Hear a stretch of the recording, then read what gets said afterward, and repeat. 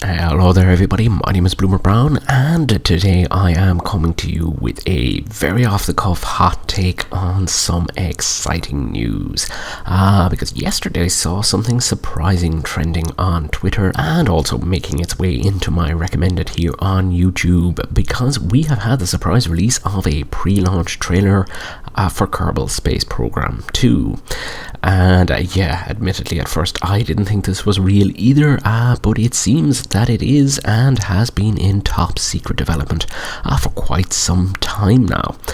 So top secret, in fact, that the family of one of the devs seemed to express concern as to whether or not they were actually employed at the time. So what do we know about the game from the snippets we have seen so far? Well, the trailer is a short and purely cinematic affair that doesn't feature any actual gameplay, but from what I can gather,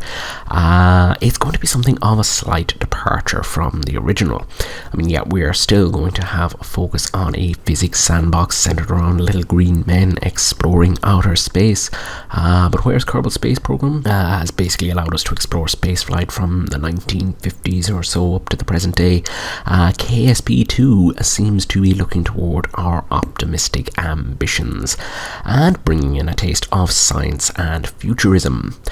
Colonization and interstellar seem to be the main goals this time around, which is of course something we have seen in mods with varying degrees of success over the years, but base game features, for the most part, generally tend to be better supported and end up working a little bit better.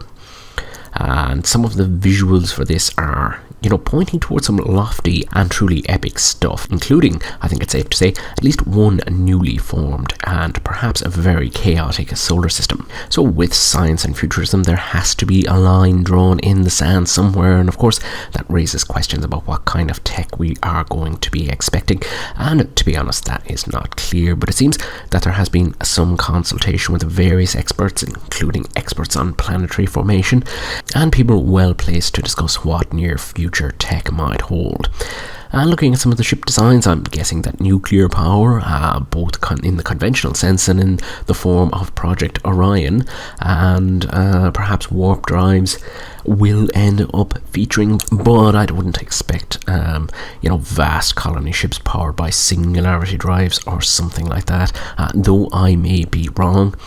It's going to be exciting to see, but we will obviously have to wait. It also seems that there's going to be a multiplayer this time around, and that is something that has been sought after since the early days of KSP, and I do remember fondly when YouTubers of old would build projects through file sharing and upload the results here on the platform. But I do hope that this multiplayer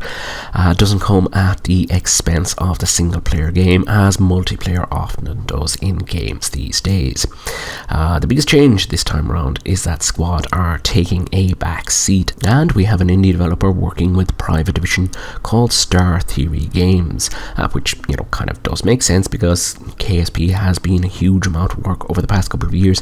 and a fresh pair of legs is not always a bad thing, and from what I can tell, the guys at Squad have had some input as well.